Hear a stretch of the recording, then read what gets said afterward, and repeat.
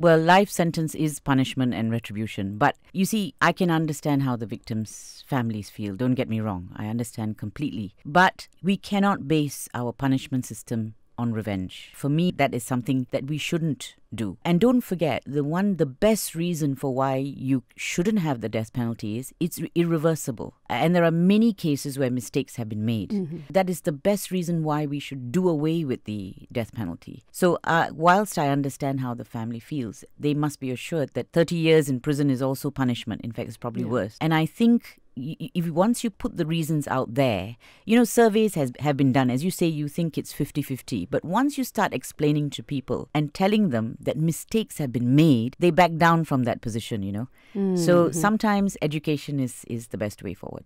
You need a child commissioner. You cannot expect a child to defend his or herself. Of course, a certain amount of education is vital. Sex education in schools is vital. I mean, all of those kinds of things are important for a child.